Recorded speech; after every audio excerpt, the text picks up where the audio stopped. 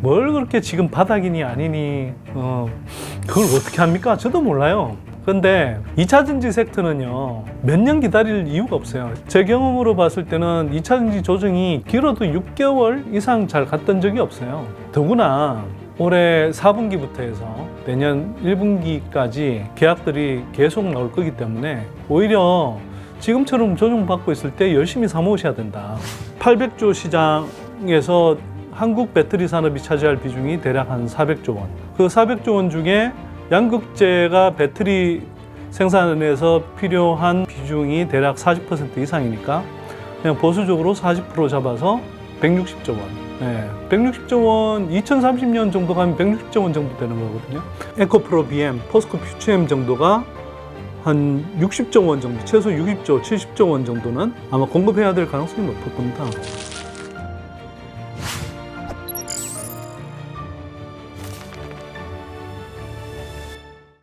예, 안녕하세요. 예, 재벌과 정부 정치권 이해관계에 물들지 않는 정직한 정보를 제공하는 선대인 경제연구소의 선대인 소장입니다. 반갑습니다.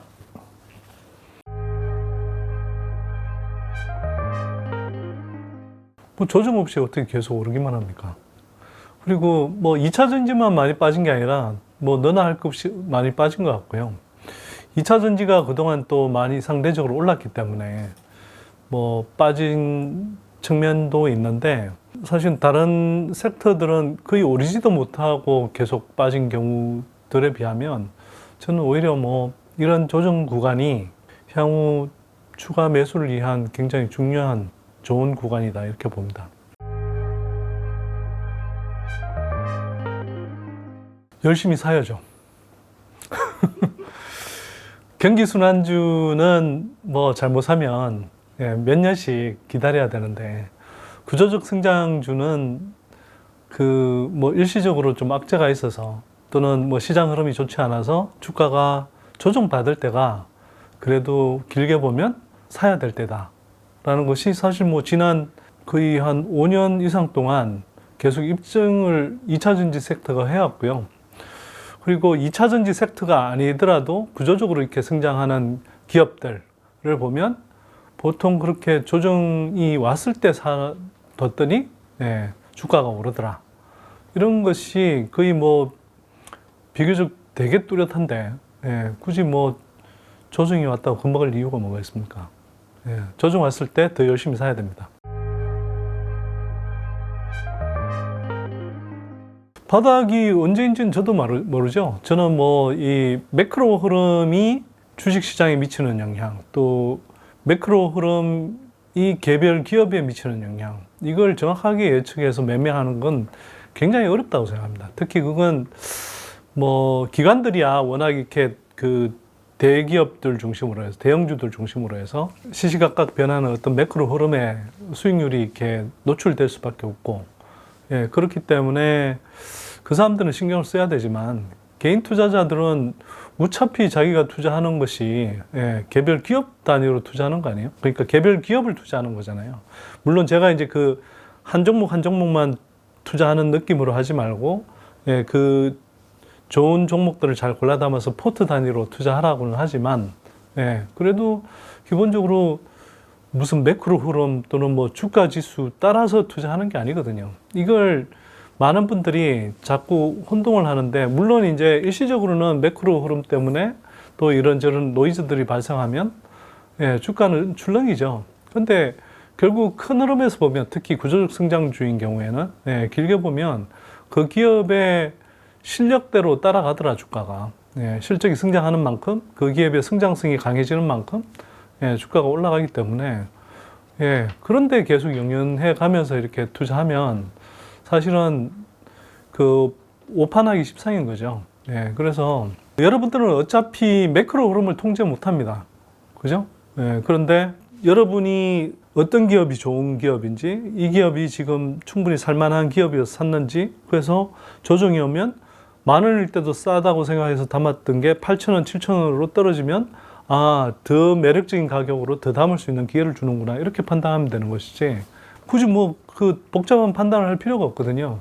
그러고 나서 기다리면 됩니다. 뭐 현금이 다 떨어지면 뭐 경우에 따라서 포트 안에서 자신 있는 분들은 주식 갈아타기를 좀 일부 하시고 포트 조정을 하면서 뭐 그것조차도 끝난 분들은 전부 하시면 나중에 때 되면 정말 좋은 기업, 구조적으로 성장하는 기업을 조금이라도 싸게 샀으면 일정한 시간이 지난 다음에는 그게 주가가 상승하면서 보상을 해주거든요. 그걸 가장 기본적인 방법으로 선굵게 긴 호흡으로 투자하면 되는데 뭘 그렇게 지금 바닥이니 아니니 그걸 어떻게 합니까? 저도 몰라요.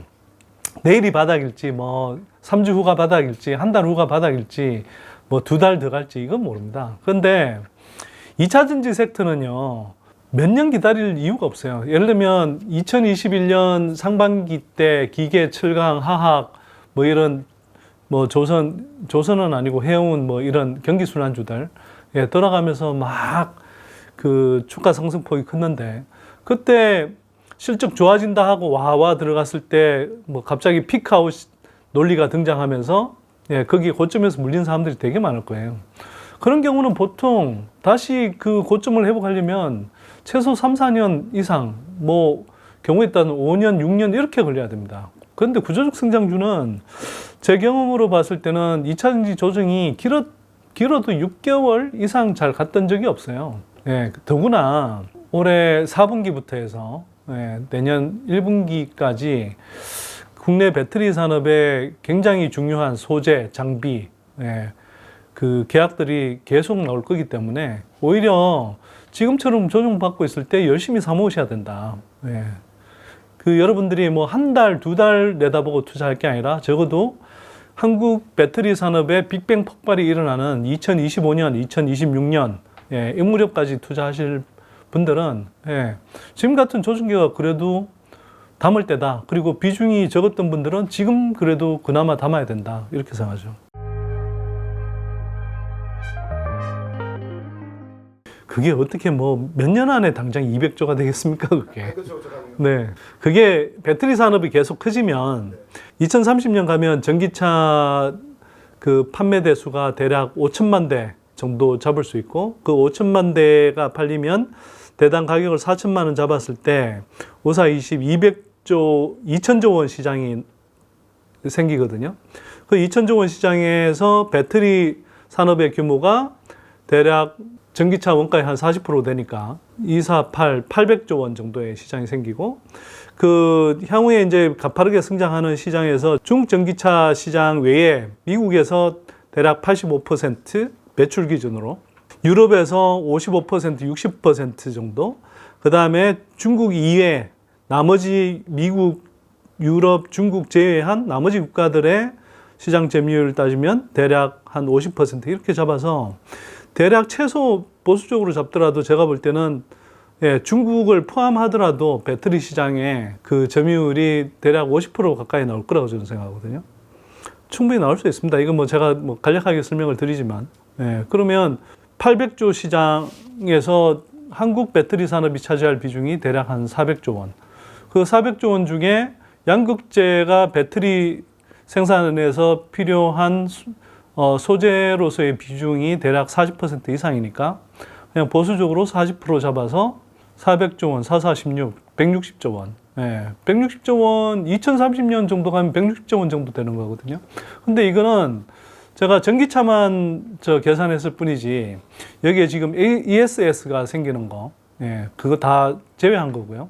그 다음에 지금 계속 이제 전에도 말씀드렸지만 적용처가 전기차뿐만 아니라 그 전기 요트, 전기 크루즈, 뭐 전기 항공, 선박, 이동형 뭐 로봇 이런 것들은 다 사실 고성능 배터리가 장착이 돼야 되는 거고요. 그 다음에 중장비, 농업용 트랙터 이런 것들 다 사실은 지금 그 배터리가 장착돼야 되는 그 기계 장치 또는 장비들인데 그런 것들 지금 계속 속속 뭐 배터리 장착해서 움직이는 흐름들이 지금 나타나고 있거든요. 그런 거 제외하고 지금 이야기하는 겁니다. 그러면 2030년 잡았을 때 뭐 그거보다 조금 보수적으로 잡아서 그런 게 실현되는 게 뭐 한 1, 2년, 2, 3년 더 걸린다 하더라도 큰 흐름에서 무슨 차이가 있겠어요? 그러면 2030년 갔을 때 이미 그 한국 배터리에서 저 양극재가 차지하는 비중이 160조 원 정도 될 거고 160조 원 가운데 그 중에 대략 에코프로 BM, 포스코 퓨처엠 정도가 한 60조 원 정도, 최소 60조, 70조 원 정도는 예, 아마 공급해야 될 가능성이 높을 겁니다. 예, 60조 원, 70조 원 공급했을 때 그 에코프로 BM이 그 당시에 뭐 영업이익률이 뭐 어떻게 될지는 지금 속단하기는 힘들지만 그 단계 가면 에코프로 그룹 자체의 수직 계열화가 완전히 완성이 되고 그러면 영업이익률이 상당히 지금보다 더 올라갈 가능성이 있는데 물론 이제 그 당시에 리튬 가격하고도 연동이 되겠지만 그때 뭐 수요가 되게 계속 증가하는 상태고 공급은 상대적으로 그렇게 탄력적으로 움직이지 않기 때문에 제가 볼 때는 지금 리튬보다 훨씬 높을 가능성이 높다고 저는 생각하고요. 실제로 블룸버그 산하에 이제 그 신재생 에너지, 전기차, 2차 전지 쪽 관련한 그런 그 연구 자료에 따르면 2030년대 초중반이 예, 리튬 가격 피크를 찍는 기간으로 보고 있거든요. 예. 그때 가격으로 따져보면 지금 뭐 영업이익률이 한 10% 정도 나올 수 있을 텐데 그럼 70조 원에 예를 들어서 예, 7조 원의 영업이익이 나온다고 했을 때 그 가치를 얼마나 봐줘야 돼요? 영업이익 멀티플 20배를 봐주면 140조가 되잖아요. 예. 근데 성장이 거기서 끝나는 게 아니죠. 2035년, 2040년, 45년까지 갈 건데요. 20년, 30년 성장하는 산업이잖아요. 그러니까 이걸 자꾸 잊어버리는데 자꾸 2차 전지가 뭐 고평가됐다고 이야기하는 분들은 한국의 이제 주력 산업들이 지금까지는 반도체를 제외하고는 반도체도 사실은 경기 순환주의 특성이 강한데 대부분 이제 뭐 조선 기계, 철강, 화학 이런 것처럼 경기 순환주를 봐왔고 그리고 한번 피크 그 고점에 잘못 물리면 몇 년간씩 이렇게 고생했던 경험들이 녹아 있어서 뭐 증권가 애널리스트들도 그렇고 또 2차 전지 섹터를 잘 모르는 기존에 이제 이런 순환주 중심으로 투자했던 그런 사람들의 관점에서 볼 때, 야, 2차 전지 저거 지금 저 가격에 들어가서 고점에 물린 사람들 저거 헤어나려면 한참 걸린다. 저 영영 안 올 가격이다. 이렇게 이야기하는 사람들 많은데, 그거는 그 사람들이 제가 볼 때 무식해서 그렇습니다. 예, 2차 전지 산업에 대해서 공부가 안 돼 있고, 예. 제가 이 부분에 관해서는 뭐 잘난 척 한다는 이야기를 듣더라도 제가 이야기하고 싶은데, 그 사람들이 그렇게 이야기하는 건 2차 전지 산업에 대해서 저만큼 잘 모르고, 예, 주식 투자 관련해서도 저만큼 잘 몰라서 그래요. 예. 2차 전지 산업 저만큼 이게 지난 몇 년 동안 열심히 파온 사람 잘 있나요? 그 다음에 주식 투자해서 그 지난 몇 년 동안 저보다 수익 잘 낸 사람 없잖아요. 거의 없을걸요, 아마. 예. 자신 있게 말씀드린 겁니다.